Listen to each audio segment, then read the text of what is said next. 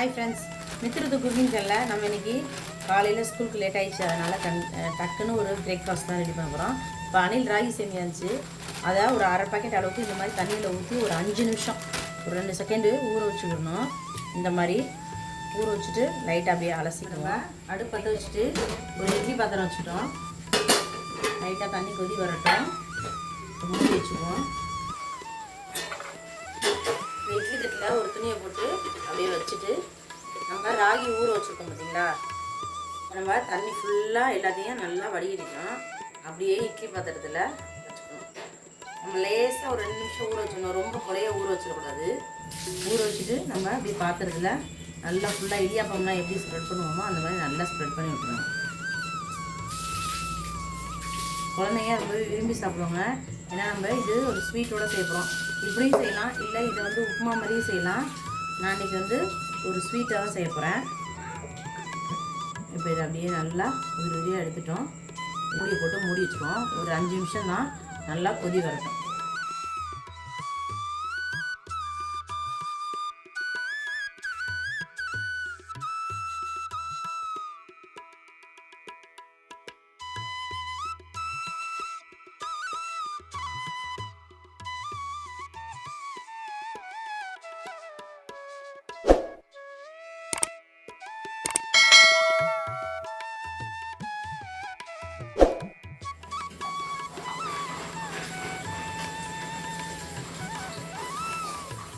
இப்போ பாருங்கள், நல்லா உதிரியாக வந்திருக்கு, சூப்பராக. இப்போ இது அப்படியே லைட்டாக சூடு ஆறுனதுக்கப்புறம் நம்ம கொஞ்சமாக தேங்காய் துருவி வச்சுருக்கோம் பாருங்கள், அதையும் அது கூட சேர்த்துக்குவோம்.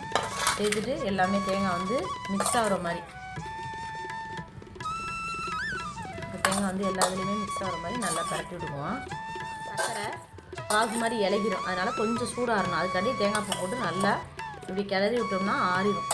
பார்க்கும்போது பாருங்கள், நல்லா கையில் வைக்கும்போதே பொலன்னு சூப்பராக இருக்கணும். கொஞ்சம் கூட விட்டாமல் இந்த மாதிரி இருக்கணும். சேர்த்துக்கலாம். நான் இன்னைக்கு நாட்டு சக்கரை சேர்த்துக்கிறேன்.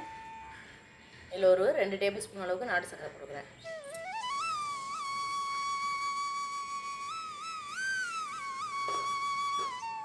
போட்டு மிக்ஸ் பண்ணிடுறேன். அவ்வளோதாங்க, டக்குன்னு 5 நிமிஷத்தில் செஞ்சிடலாம் பிரேக்ஃபாஸ்ட்டு.